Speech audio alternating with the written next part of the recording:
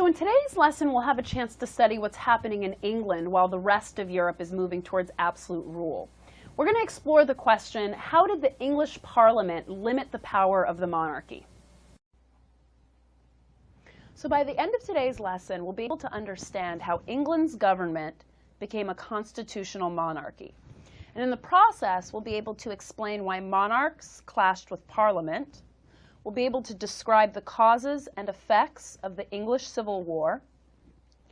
And we'll be able to describe how the Glorious Revolution limited the powers of the monarchy. Now let's move on to look at some of the key words we'll be going over in this lesson. Now take a moment to look at these words and just remember that we'll come across them throughout the lesson, and at any time if you need to review the words, just click on the link and you can go through a definition. So in this lesson, we're answering the question, how did the English Parliament limit the power of the monarchy? It all begins when monarchs are clashing with Parliament as they're attempting to take absolute rule like we see in the other parts of Europe. Eventually, this conflict between monarchy and Parliament, combined with some religious conflicts that are happening throughout the country, leads to a civil war.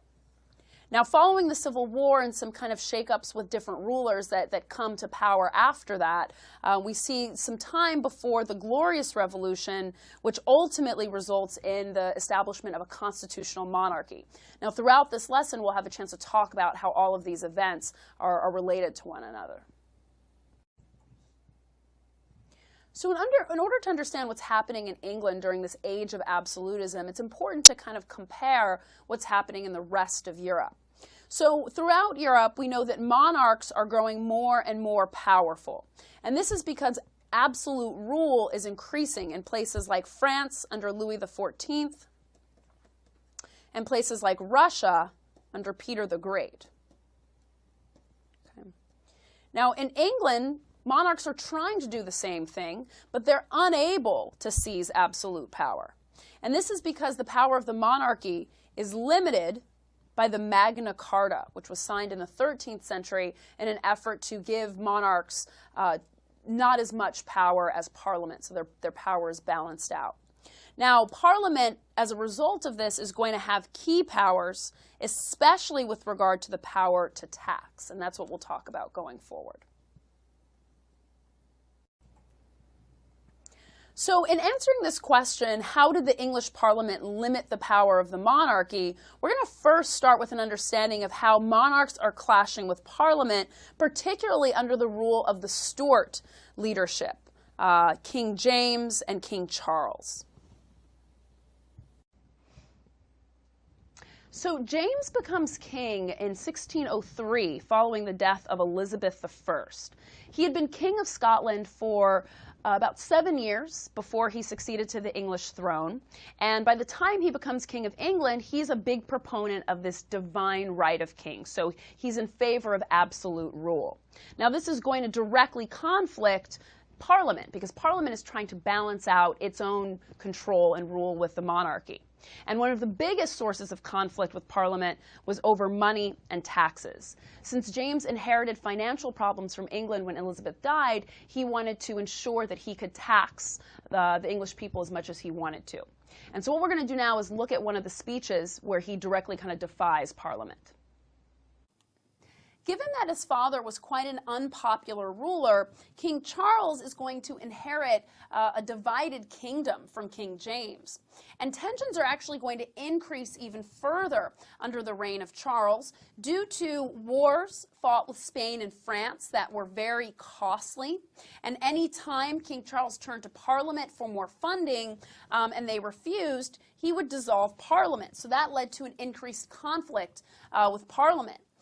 He also arrested people without justifiable cause and had a personal kind of disagreement with the Puritan beliefs that many members of Parliament held. So the conflict is really kind of growing over time between Charles and Parliament. Anytime they disagreed with him, he wanted to dissolve or get rid of the Parliament. He refused to compromise. And so Parliament fears that he's going to be yet another absolute ruler. And so the decision that they make to try to put limits on King Charles's monarchy is by creating something called the Petition of Right in 1628. Now, Parliament is going to force Charles to sign the Petition of Right, which includes limitations like no taxation without Parliament's approval, no imprisonment without cause, no housing soldiers with citizens, no military law in peacetime. Even though Charles did sign the petition, he basically refused to call Parliament to session so that he wouldn't have to actually acknowledge any of these limitations. And he actually governed for 11 years without calling Parliament to session. But the Petition of Right ultimately prevails in placing limits on his and future monarchs' power, and also really setting the kind of dividing line that law is above the king. And that's what we call rule of law, that no one is above the law. Now, some of these things might look familiar to you. They did serve in many capacities as one of many inspirations for the American Revolution and the Constitution that followed it, which still is the law of the land here in the United States. So in today's lesson, we're trying to answer the question, how did the English Parliament limit the power of the monarchy?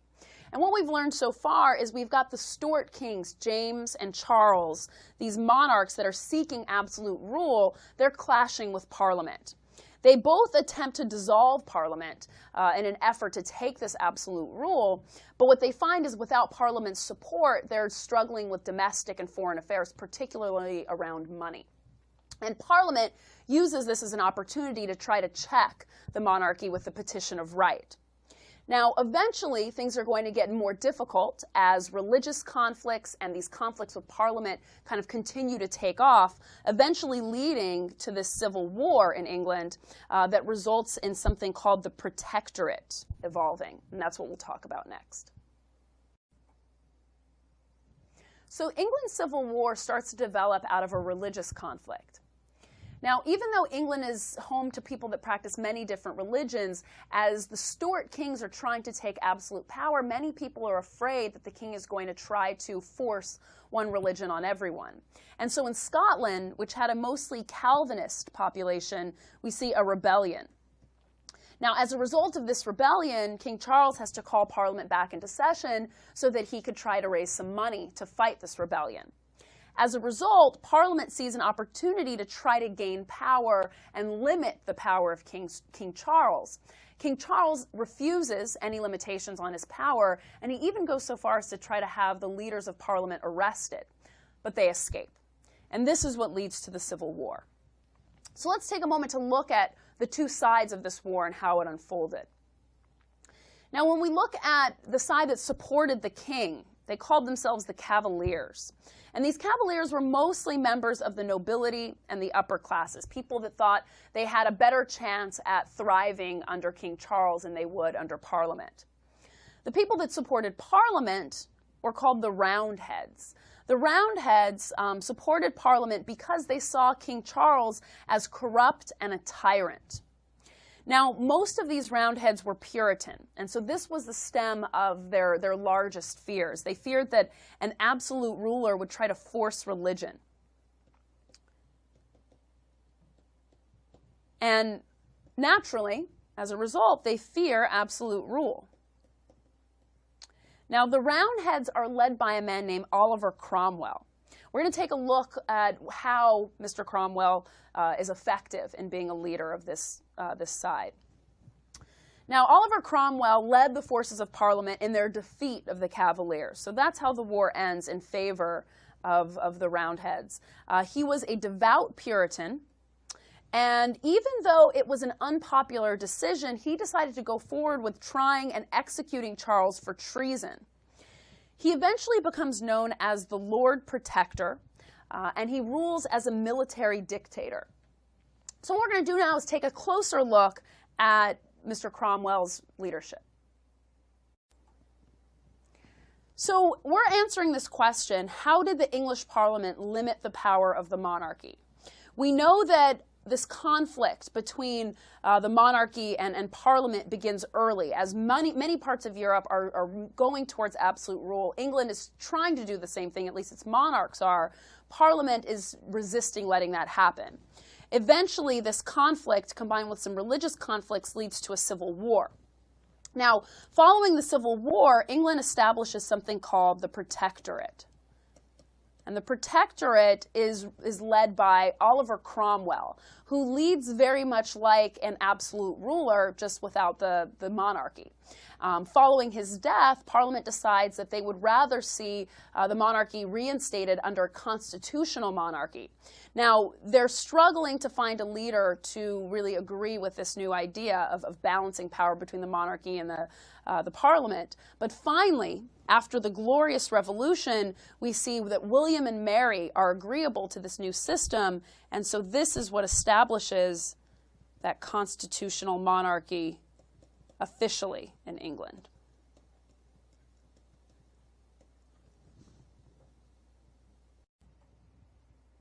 Following the death of Oliver Cromwell, the Protectorate collapses. Now, at this point, Parliament is sick of military rule and decides to restore the monarchy, proclaiming Charles II as king. Now, this restoration is not only restoring the monarchy, but is allowing the king to restore some of the things in the country that had been gone under Cromwell's leadership, things that were supported by Puritans, like the banning of inns and theaters and dancing. All of these things are restored to the country. Now, out of fear of an absolute ruler emerging with the new monarchy, Parliament moves very quickly to pass a new law, the Habeas Corpus Act in 1679. The Habeas Corpus Act requires that anyone who's accused of a crime be brought before a judge.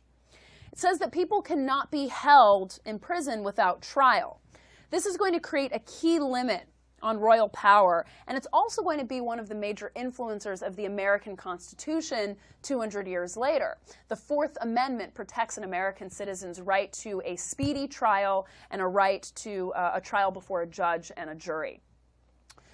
Now, Charles II dies without much fanfare, and when he dies, he does not leave a son or an heir to the throne. And so in 1685, James II, his brother, who was a Catholic, takes the throne. Now, this leads to some tensions between the English country and the English Parliament. One, because he's trying to promote Catholicism by appointing Catholics to high office. We also see that he decides to dissolve Parliament, like some of his predecessors, whenever they refuse to support his wishes. And so the English people begin to feel this threat of absolute rule taking over once again. And so their fear, with the Civil War still fresh on their minds, leads to Parliament very quickly taking action to limit James's power. So out of fear of an absolute ruler in King James, Parliament decides to invite his older daughter Mary from an earlier marriage to take the throne with her husband William of Orange. And when William's army invades England, James flees. Now, we call this bloodless transfer of power the Glorious Revolution because William and Mary accepted Parliament's limitations on the power of the monarchy. And so this is going to kind of lead to the tide turning in favor of a democratic government in England. So let's take a look at how this constitutional monarchy unfolds. So a constitutional monarchy is one where a king or a king is ruling based on a written plan of government. And so what this is going to do is limit the monarchy's power, and it's supported by the English Bill of Rights. Now, the English Bill of Rights is this written law that supports the entire government. It protects both parliamentary and individual rights, and it ultimately ends up being the inspiration for the U.S. Bill of Rights. So we continue to see a lot of these influences between England and the United States. So let's take a moment now to go over what we've learned so far. So let's take a moment to look at this timeline to review some of the major events over the course of England's pursuit of a constitutional monarchy. In 1625, we remember that Charles I becomes king. And Charles is threatening to become an absolute ruler. He's threatening to enforce one religion on the English country. And so this is going to lead to this civil war that's fought between 1642 and 1649 in England. After the Civil War, we remember that Oliver Cromwell becomes the Lord Protector, and he moves into a position that's very similar to a military dictator. After his death in 1660, the monarchy is restored, but with key limitations. As a result of some more struggles between the monarchy and Parliament, we find that William and Mary finally take office in 1689, this bloodless transfer of power between the potential absolute rulers and the rulers that are accepting of the limitations that are placed by Parliament, results in what we call this Glorious Revolution. Now, while all of this is happening in England, things are unfolding differently in other countries in Europe. So let's take a look at kind of comparing what's happening in the rest of Europe with what's happening in England. And so we see that right around the time the English Civil War is being fought is the same time that Louis XIV is taking office in France. And we also see that just after the Glorious Revolution, so just after this time that the constitutional monarchy is fully established, Peter the Great is assuming the throne in Russia.